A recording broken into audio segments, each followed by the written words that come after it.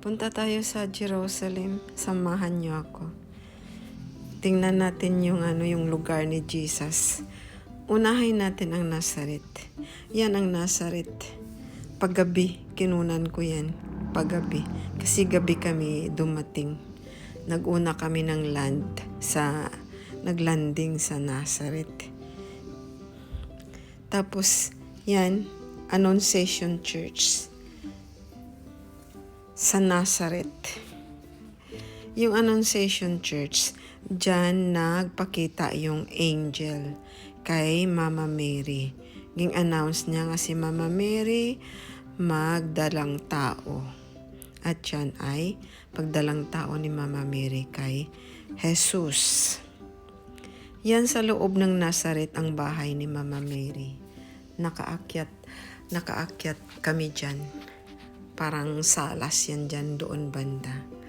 Sa loob ng simbahan ng Nazaret. Yan. Tapos sa baba niyan, ng bahay ni Mama Mary. Siguro doon nag-i-stay si Mama Mary. Diyan nag-appear yung si Angel Gabriel. Nag-announce niya na si Mama Mary ay magdalang tao sa pamamagitan ng Espiritu. At si Mama Mary ay 12 years old lang noon. Diyan sa lugar na yan. Sa baba lang yan ng bahay ni Mama Mary. Tapos, iyan naman ay simbahan ng Cana. From Nazareth, pupunta tayo, magbiyahe tayo. Dadaanan yung Cana. Yan. Hindi ba yung first miracle ni Jesus ay yung wedding of the Cana. Yan. Simbahan ng Cana yan.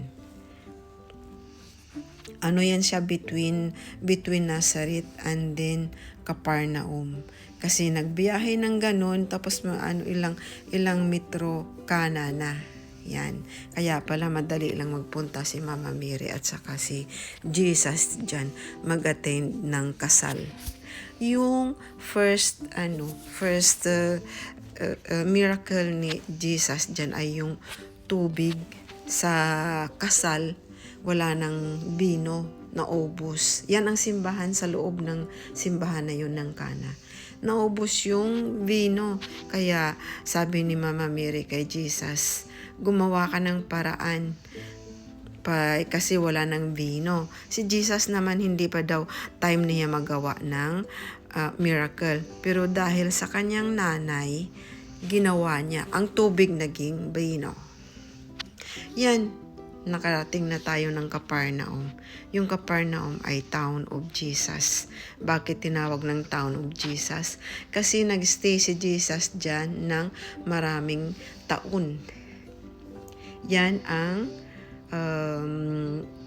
old synagogue. Ganyan yung itsura niya pagkatapos ng daanan ng malakas na lindol. Kita nyo yung kwadrata. Yan ang mga bahay ng mga Jewish. Ano yan, kwadrata na yung simento lang, tapos ang sa taas daw niyan ay parang nilalagyan lang ng pawid. Pawid, sabi. Tapos iyan ang ano naman, yung doon pa rin yan sa synagogue, sa taas ng old synagogue. Yan siya, pinatayo yan ng centurion. Parang pasasalamat niya kay Jesus kasi pinagaling ni Jesus yung kanyang pinakamamahal na tauhan. Kaya pinatayuan niya si Jesus. Yan ang sa ilalim yan ng yan ang natirang bahay ni St. Peter. Kasi naglindol na sira yung bahay ni St. Peter. Si St. Peter dyan na pinatira si Jesus. During mission ni Jesus, pinatira ni St. Peter. At bahay yan ng biyanan ni St. Peter. Kaya pinatira ni St. Peter si Jesus dyan. Nakita ni Jesus na ang biyanan ni St. Peter ay may sakit. Kaya pinagaling ni Jesus. Tapos pinagaling ni Jesus. Yan siya ang hitsura na ng bahay niya. Tapos sa bahay na yun nasira, ito pinatayuan ng bagong chapel. Yan siya. Medyo nag-level up Kasi pinatungan lang nila yung sira na bahay na yun ni St. Peter. Pinatungan lang nila at nag-construct sila ng chapel. Ang nagmamahala dyan ay ang mga friars, Franciscan friars. Yan na ang chapel na ginawa nila. Yung sa taas na yan na parang may nakita kayong kwadrato, dyan daw yan yung kaibigan ng ng lumpo na hinulog nila dyan habang si Jesus ay nagpipreach. Hinulog nila dyan para, kasi hindi na sila makadaan, kaya hinulog nila dyan at nagaling. Dito na naman punta tayo ng Tabga. Itong Tabga, karugtong lang yan ng Capernaum. Karugtong ng Capernaum. Ang Tabga, marami din ang mga miracles na ginawa si Jesus dyan sa Tabga. Kadugtong ng Capernaum. Sakop, yan tawag dyan. Kaya maraming taon si Jesus na ginugol dyan sa Capernaum. Dahil din dito sa Tabga na to, marami ding miracles na ginawa si Jesus. Isa na dyan yung yung multiplication of 3 fishes and then 5 loaves of bread. Yan, dito yan sa Tabga. Yan makita nyo yung sa baba na yan. Na may Yan. Ito naman ang Sea of Galilee. Ang lawak ng Sea of Galilee. Dito rin maraming miracles din. Diyan nakahuli ng maraming isda yung mangingisda. Nakahuli sila kahit na sa tabi lang ng dagat. Pinahulog ni Jesus yung kwampan. Tapos ito naman sa gitna yan ng Sea of Galilee. Nag-boating kami. Experience ng boating ni Jesus kung saan siya naglakad sa dagat at saka si St. Peter na naglakad, nalunod. Kaya kasi kulang sa Dito naman, sa yan, sa Capernaum yan siya. Nung yung Capernaum na yun, doon sa unahan medyo level up, hills. Habang nakaupo si Jesus yan, tinuro niya yung Beatitudes. Diyan siya nakaupo. Tinuro yung Beatitudes.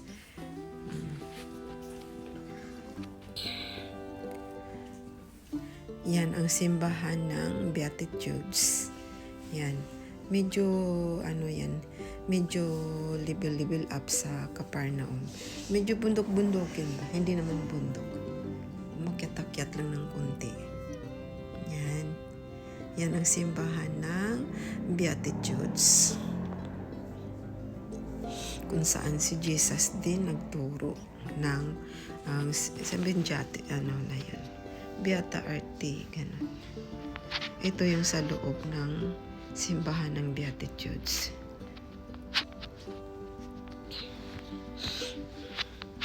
Sa Capernaum, kaya maraming taon na ginugol ni Jesus dyan sa Capernaum na yan. Parang town na niya.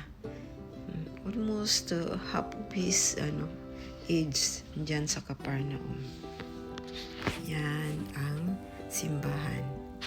Dito na naman punta na naman tayo sa papasok tayo ng Jericho. From Capernaum, magbiyahe tayo papunta ng Jericho. Yan, papasok yan sa Jericho.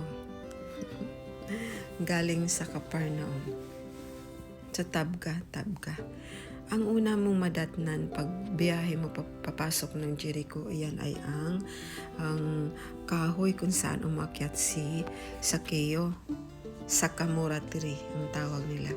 Umakyat si Sakeo dyan kasi gusto niyang masilayan si Jesus. Ay maliit siya.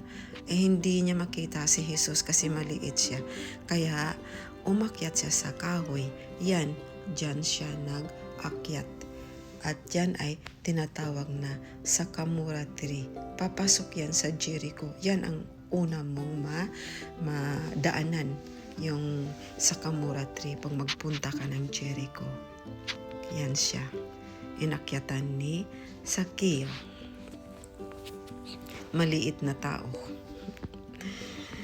Tapos pagtingin mo sa likod, makita mo naman yung Mountain of Temptation na nag diyan si Jesus, 'di ba? Nag-rest siya ng 40 days and 40 nights diyan sa may sa bundok na yan. At diyan siya tempt ng devil. Naalala yung mga temptation ni Jesus diyan. Tempt siya ng devil pero hindi nagpadala si Jesus sa mga ino-offer ng devil. Ito naman papunta pa tayo doon, papasok sa Jericho. Natin yan, madatnan natin yung Jordan River, yung baptism site of Jesus. Yan, nakasulat dyan. Baptism site of Jesus. Diyan siya binaptize ni John the Baptist. Yan, yan siya ang Jordan River. Ang Jordan River ay hindi clear. Medyo siya yan, makita nyo. Parang marumi. Pero miraculous water yan. Tapos sa kabila din dyan din inakyat ng Panginoon si Propeta Elijah, yung karwahe na nag-apoy. Yan nakita mo yung klaro, yung tubig na hindi clear. Tapos doon sa unahan, may simbahan yan doon. Simbahan na pinatayo ni John the Baptist, yung Orthodox Church. Diyan siya. Maraming miracle din nangyari dyan. Ngayon, pupunta na naman tayo doon sa pagpasok ni Jesus niya sa Jerusalem. Yan. Pumasok na si Jesus sa Jerusalem. Sinalubong ng mga Israelite ng palma. Yan, nakita nyo, picture lang yan. Tapos, dyan nagkita nagkakilala si Jesus, si Maria, si Marta, at saka si Lazaro. Dito sila nag-meet. Sa simbahan. Pinicturean ko lang yan. Dito nag-meet. Unang meet ni Lazaro, Marta, at saka ni Maria. Dito nang pumasok si Jesus sa Jerusalem. Tapos ito naman yung bato na yan, yung na yan, parang yan, bato na yan, nakita nyo. Yan daw ay parang kumpak nila si Jesus, si Marta, si Lazaro, at saka si Maria. Kumpak nila yan. Parang kung sa blood kumpak, pero yan bato. Kaya ang pagkakaibigan nila, ganyan. Kaya gano'n na lang pagkakaibigan nila, di ba? Binanhaw ni Jesus si Lazaro. Ito na naman, punta na tayo ng Bethlehem, yung kung saan ipinanganak si Jesus. Ito yung simbahan, Nativity Church. Sa Bethlehem na tayo. Ando na tayo sa Jerusalem. Bethlehem Church na yan. Yan siya. Nativity Church sa Bethlehem. Yan ang Nativity Church. Kung saan ipinanganak si Jesus. Sa baba niyan ang groto ni Jesus kung saan siya ipinanganak. Sa loob yan ng Nativity Church. Yan, maganda. Sa isip-isip ko lang, hindi ba yung presentation of Jesus in sa koan. Sabi ko, saan kaya, nagtanong lang ako, saan kaya si Jesus kasi presentation of Jesus in the temple. Saan kaya? Yan na ang ganda niyan sa loob ng Ayan na yung papunta ng groto. Papunta ng groto yan kung saan makita yung sabsaban kung saan ipinanganak si Jesus. Yun ang daanan yun. Sa gilid ng simbahan ng Nativity Church. Kaya Nativity Church kasi sa baba niya, andoon yung groto ni Jesus kung saan siya ipinanganak. Ayan na, yan ang groto.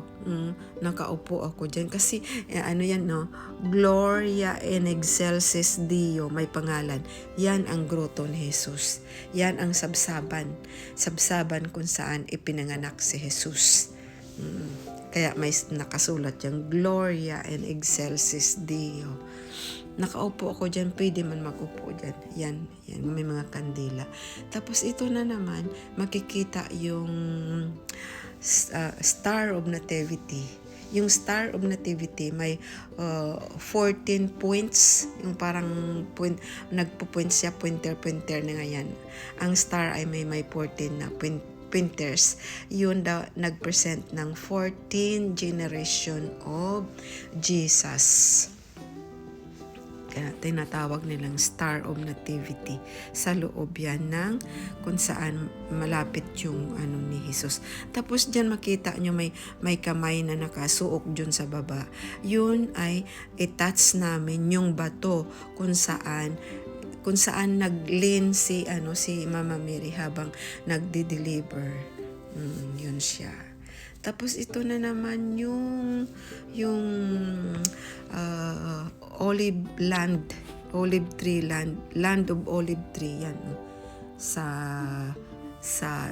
Gethsemane yan, land of olive tree. Ano yan sa Gethsemane Church, yan siya. Makita nyo yan dyan daw nag-stay yung apostles. Nag-stay ang apostles, hindi ba pinastay ni dyan muna kayo magpahinga, natulog sila dyan habang si Jesus pumunta doon sa taas-taas para magdasal.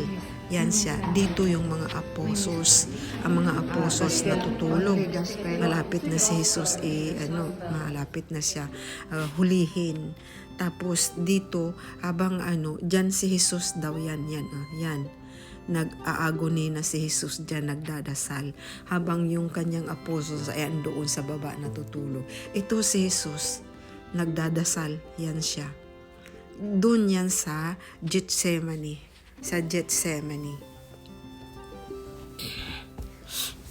Diba sabi niya, dyan kayo muna, ako'y pupunta lang doon. At nagdasal siya. At yan siya si Jesus. Nagdadasal na. Nag-aaguni na si Jesus dyan. Tapos ito naman, yung galing doon sa hindi ba dinakip na si Jesus? Galing doon sa Gethsemane, lalakad ka pababa kasi pupunta sila sa bahay ni Caiphas. Dito sa lugar na to, yung dininay ni St. Peter si Jesus ng 3 beses. Kaya ang pangalan dyan, Kanto Galo. Kasi dito nag-deny si St. Peter ng 3 times nang yung galo. Iyan siya, porta ito ng bahay ni Caiphas kung saan nila dinala si Jesus. Yan siya, porta. Picturean ko kasi iyang mga drawing, aywan ko kung saan si Caiphas dyan. Yan ang porta niya. Door.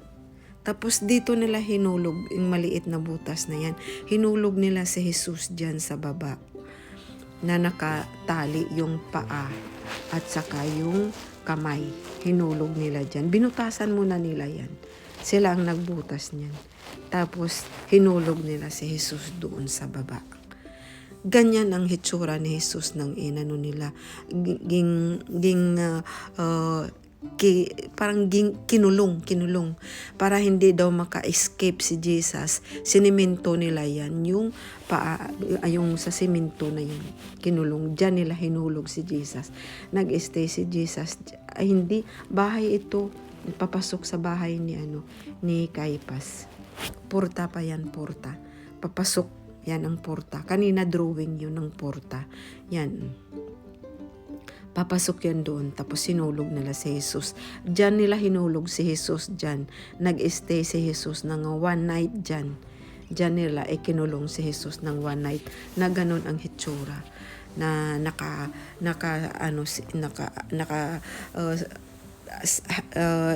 sa simento yung paa ni Jesus. Ito naman condemnation. Dito na-condemn si Jesus nga sila na crucified nila si Jesus. Dito condemnation chapel. Dito na nilaging judge si Jesus yan. Condemnation chapel yan. Dito ging condemn na may kasalanan daw si Jesus. Kaya ikulong nila si Jesus. Napatunayan nila na ano.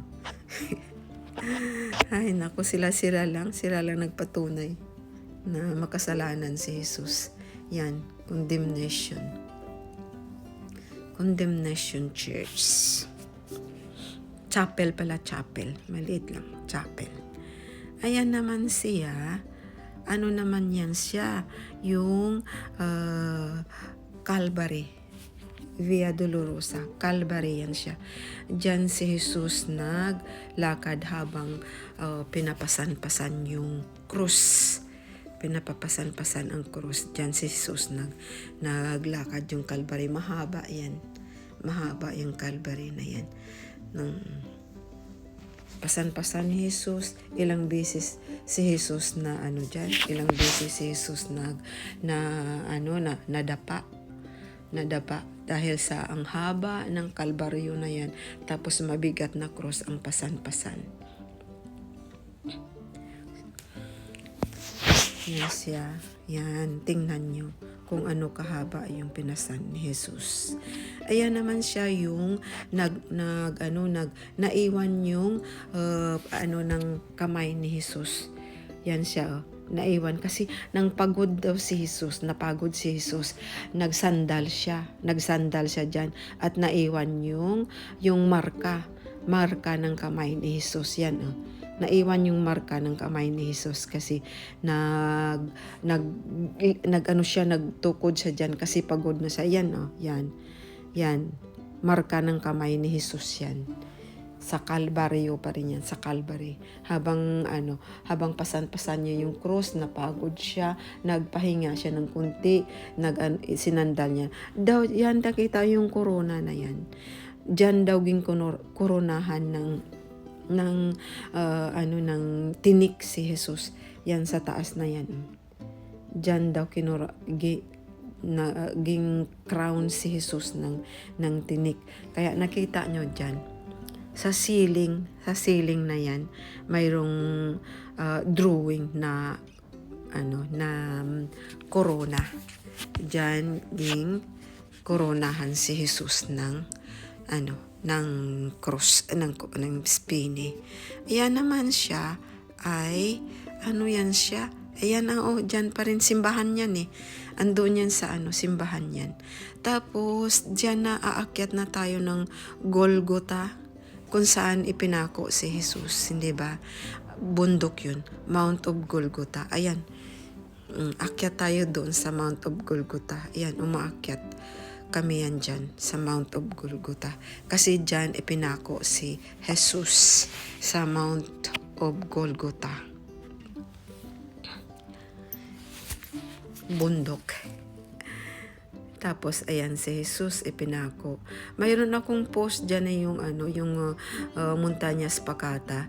Yan, maraming bundok ang naghati naging pinako nila si Jesus. Maraming bundok ang naghati.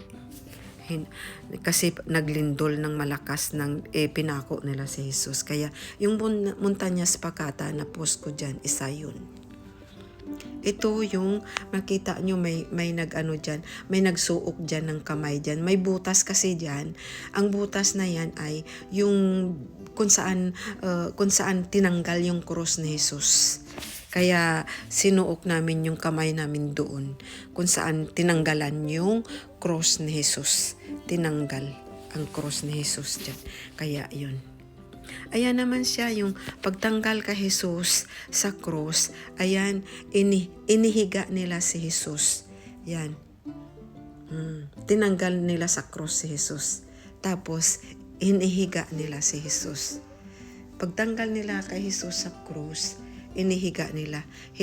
Nilagyan nila nilagay nila sa table, sa tabla. Yan, tabla. Yan. Kung saan nila inihiga si Jesus. Yan, table yan. Doon yan siya sa kung saan, sa baba ng Golgotha. Malapit sa tomb ni Jesus. Doon yan siya. Ang table na hinigaan ni Jesus nang tinanggal nila sa cross si Jesus. Yan. Hinalikan din namin yan. Tapos ayan na, baba yan sa tomb ni Jesus. Yan siya, ang dilim. Hindi pwede magpicture dyan. Ang dilim doon sa baba. Doon sa baba ay bato. Yung bato na yun, nag-ano kami doon, dumapa kami doon sa may bato. Yun ang bato kung inilibing si Jesus, hindi ba? Tinabunan ng bato. Kaya doon kami dumapa. Ang dilim dyan sa baba, hindi pwede magpicture. Doon kami nagdapa doon sa may bato na yun.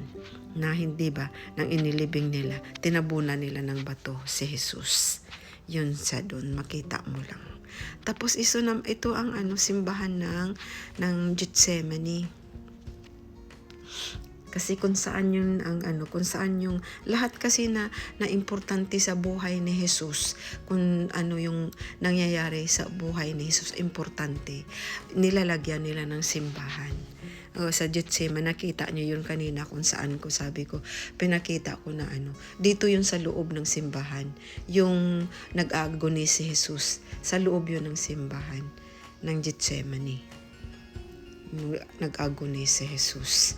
Kasi lahat na ang importante sa buhay ni Jesus ay yung ang nangyayari, kung ano nangyari kay Jesus sa lugar na yun, pinapatayuan nila ng simbahan. Yan, Gethsemane Church. Tapos dyan sa ako yan dyan siya. Nagpa-picture. Hindi kami nakapasok kasi sirado. Inaayos kasi yan. Parang renovate, under renovation yung simbahan. Kaya hindi kami nakapasok. Yan naman siya ay yung old olive tree. Ito lang ang naiwan na buhay. Parang isa siya sa testimony na sa buhay ni Jesus. The only testimony sa life ni Jesus sa pagka-mankind niya. Yan siya. Olive tree. Bawal ang pumitas dyan kahit dahon. Nakaano yan siya, nakabakod. Hindi ka pwede pumitas kahit dahon.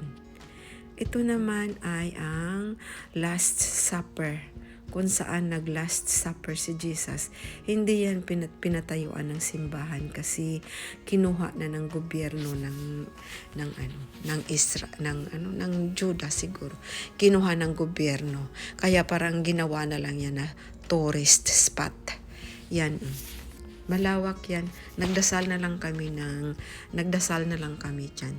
Yan ang Last Supper ni Jesus. Dyan sa Rome na yan. Ito naman at inulit ko yung malapad kasi yan eh. Malawak kasi yan yung simbahan ng Gethsemane ay parang pinapaligiran ng land of olive tree. Kaya yan siya, mayroon na namang olive tree kayo makita dyan. Ay olive land. Kasi ang Gethsemane ay ito siya yung visitation ni Mama Mary kay Saint Elizabeth. Iyan sila nagkita. Pumunta kami doon, mataas ito. Hindi ko lang nakunan dito ngayon. Mataas. Yan do. Tapos doon sa loob ng simbahan na yun, may bato doon. Kung saan yun nag-save kay John the Baptist ng gusto ipapatay ni Herodes yung lahat ng mga firstborn son. Diyan tumago si John the Baptist, tinago ni Saint Elizabeth si John the Baptist diyan. Kaya yan ang nag-save sa buhay ni John the Baptist. Ang bato na yan. Sa loob yan ng simbahan. Yan din nila. Parang binakuran din nila ng na hindi matouch. Hindi mawala. Yan siya. Ito naman yung chapel ni Zachariah, yung asawa ni Saint Elizabeth, diba? Chapel ni Zachariah yung napipi kasi hindi siya maniwala na magkaanak si Saint Elizabeth kasi matanda na sila. Yan, napipi siya. Pero nang na siya, nang nakapanganak na si Saint Elizabeth, tinanong ko ano yung pangalan. Tapos ganyan. Tapos tinanong nila si Zacharias, oo. Tapos nakasalita na si Zacharias. Tapos dito sa chapel na ito, dito makikita yung prayer ni Zacarias dito sa ano na to, sa chapel na yan. Ito naman ay ano to, yung bahay ni bahay ni Saint Joseph. Ano yan, table nila yan kung saan sila kumakain. Sa Nazaret to, nahuli ko i-post. Sa Nazaret to, ang bahay ni Saint Joseph ay magkatabi lang sa bahay ni Mama Mary. Ito naman yung simbahan kung saan itinuro ni Jesus yung Our Father. Yan siya, ang simbahan na yan. Diyan sa na yan, sa compound na yan, malaki yan. Diyan nakasulat lahat na language ng Our Father. Dito naman kami nagpa-picture dito sa to. Ano to yung Tagalog na Our Father. Dito nagpa-picture kami. Sa loob yan ng chapel talaga yung prayer ng mga Pilipino.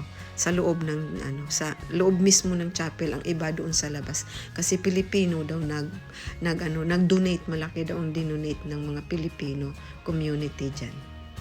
Ito naman yung shepherd field, yung 3 kings siguro, yung 3 kings. Yan siya. Shepherd fields, yung 3 kings, yung nagbisita ng mga naksi nang ipinanganak si Jesus. Kaya pumasok din kami dyan sa shepherd fields. Doon yan sa malapit sa Bethlehem. Si part ito ng Judah siguro. Hindi ko lang alam kung saan. Yan siya, doon yan sa loob. Ay nako, tram ito. Tram ng kuan. Ito naman doon yan sa shepherd field. Yan siya. May yan siya. May andyan yung mga kings, 3 kings nang binisita nila si Jesus. 3 kings. Yan. Sa loob yan ng shepherd fields. Makita mo yung 3 kings dyan. Yan ang loob ng shepherd fields. Andun yan, makita mo rin yan yung dyan siya, yung 3 kings pagbisita nila kay Jesus. Yan. Yung mga yan, tingnan mo yung mga dyan. Yan ang yung parang light ng bituin, di ba? Naging guide sila ng bituin. Naging guide sila ng mga bituin nang mag-stop yung bituin. Doon sila pumasok. Andyan nakita nila si Jesus. Doon yan sa shepherd fields yan. Ito naman siya. Hindi ko makita ito. Ano to? Yung milk chapel. Tinatawag na milk chapel kasi yung kulay ng sa loob doon ay kulay gatas. Kasi kulay gatas daw yun kasi magpapadidi daw si Mama Mary doon ay talsik yung gatas ni Mama Mary. Kaya yung kulay doon ng ng muro, yung na yan ay kulay gatas. Kaya tinatawag nila na milk chapel. Kasi dyan nagpapadidi si Mama Mary kay Jesus. Yan siya, yan. Nagpapadidi si Mama Mary. At natalsik daw yung gatas ni Mama Mary. Kaya yun, puti ang kulay. Ito naman ay parang wishing wall ng mga Israelites. Wishing wall nila yan. Diyan maraming tao dyan nagwi-wish. Tapos pagtapos nila wish, magpaiwan sila ng dyan, papel. Ito naman yung sa Bethsaida, sa bahay ni Santa Ana, yung parents ni Mama Mary. Yun siya, pool daw siya noon, may tubig yan siya noon. Diyan pinagaling ni Jesus yung 30 years na nagsasuffer ng sakit. Tapos ibinaba siya ni Jesus doon sa pool na yan at gumaling siya. Ito yung dito ipinanganak si Mama Mary. Ipinanganak si Mama Mary dyan. Kasi bahay ito na ni Santa Ana, ni San Joaquin, yung parents ni Mama Mary. Kaya dito naman bininyagan si Mama Mary sa place na to. Nakita nyo yung ano na yan. Diyan kami, nag-iwan din kami ng papel dyan para mga wishing. May mga wish ka, ano ka ng roll, may papel dyan, i-roll mo tapos isiksik mo lang dyan kung saan makakita ka ng butas-butas. Dito bininyagan si Mama Mary. Ito naman Torre de David. Torre de David yan siya. Ipakita ko lang sa inyo yung mga lugar na aking nakikita. Pero nakita nyo yung ang importante nakita nyo yung kay Jesus na ano talaga. Ang sarap mabisita yung lugar ni Jesus. 'Di ba? Parang imaginein mo nakasama ka doon ni Jesus habang lumalakbay ka sa mga lugar kung saan si Jesus nabubuhay noon. Parang ang sarap lang pakiramdam, ang sarap lang namnamin na andyan ka kung saan si Jesus. Ito naman yung Dead Sea. Yung Dead Sea, ano to, yung ano man daw noon yun. Pero kalimutan na yun. Basta yung Dead Sea na yan, ano yan siya, 10 times yan ang kaalat niya. Hindi ka pwede matalsikan ang mata mo dyan kasi nakakabuta. Kaya dito lang kami sa gilid nagkuan. Pero din yan siya, yung miracle water din. Gagaling ka pag makaano ka dyan. Thank you.